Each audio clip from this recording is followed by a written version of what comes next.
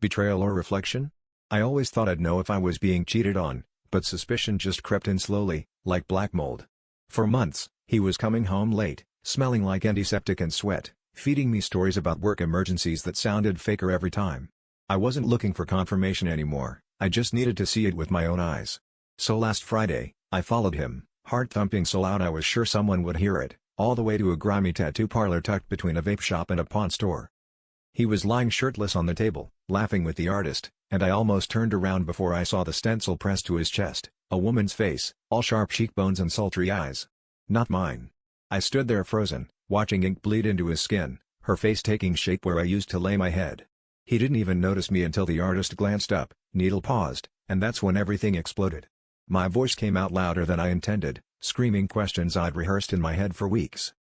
He tried to play it cool, but his hands were shaking. He said she was just an old friend and the tattoo was symbolic, but then his phone buzzed and her name popped up on the screen, lighting his face in guilty blue. The artist just backed away, leaving us in that cramped space filled with the smell of blood and ink and betrayal. Words flew, promises shattered, and I stormed out, convinced I'd finally seen the truth. But the real twist came later, when I caught my own reflection in a window, same eyes, same cheekbones, just colder, harder. I realized the woman on his chest wasn't some mistress after all. It was me. But how he remembered me when we first met, before all the fights and accusations turned us into strangers.